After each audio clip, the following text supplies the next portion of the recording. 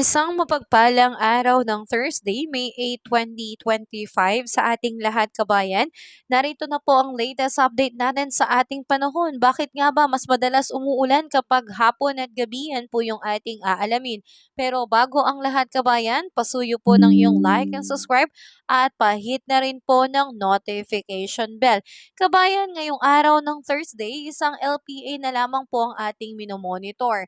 Ito po ay huling namataan sa layong 120 kilometers west-southwest of La Carlota City, Negros Occidental. So ito pong LPA na ito kabayan ay patuloy pong nakakaapekto ngayon sa may area po ng Visayas, Mimaropa, Bicol Region, Northern Mindanao, Zamboanga Peninsula, BARMM, Socsargen at Quezon.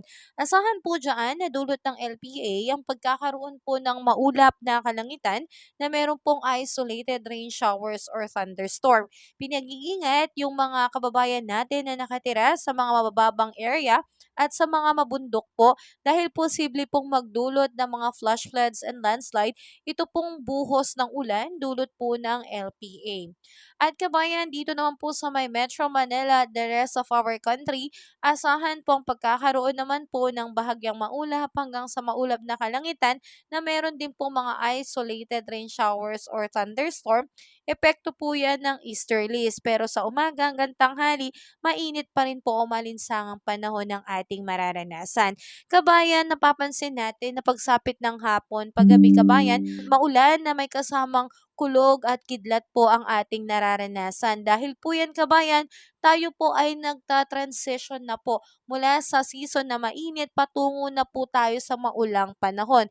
Kaya kabayan, expect na po natin na palagi po tayo makakaranas ng ganitong pag-ulan lalo na sa hapon at sa gabi. So mag-ingat po tayo palagi kabayan at asahan naman po natin pagdating sa ating air temperature sa lawag ay aabot po ng 33 degrees Celsius, sa may Tugigaraw 36 degrees Celsius, Baguio 25 degrees Celsius, Metro Manila 34 degrees Celsius, Legazpi 32 degrees Celsius at sa Tagaytay 32 degrees Celsius. Sa may Calan Islands at Puerto Princesa aabot ng 32 degrees Celsius, Iloilo 32 degrees Celsius, Tacloban 31 degrees Celsius, Cebu, Cagayan de Oro 32 to 33 degrees Celsius at Zamboanga 33 degrees Celsius, sa may Davao ay 32 degrees Celsius.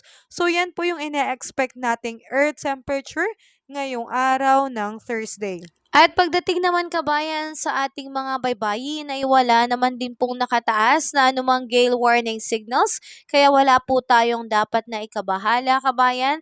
Panatag po o maganda po ang kondisyon ng ating mga baybayin, pero ganun pa man, ingat pa rin po tayo sa pagpalaot lalo na po yung ating mga kapatid na mangingisda. At update naman sa bagyo kabayan sa ngayon, ay ito pong LPA na to ay mababa po ang tsansa na maging isang ganap na bagyo sa loob ng 24 hours kabayan ay posible rin po itong malusaw. So sa ngayon, wala pa po tayong bagyo na minomonitor sa loob at labas ng Philippine Area of Responsibility.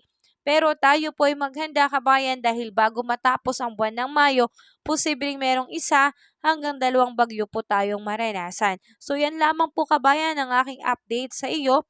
Patuloy pa kitang i-update sa ating ulat panahon sa mga susunod na araw. Ingat tayo kabayan and have a safe day po sa lahat. Pasuyo ng iyong like and subscribe at pahit na rin po ng notification bell. Ingat kabayan, have a safe day po sa lahat.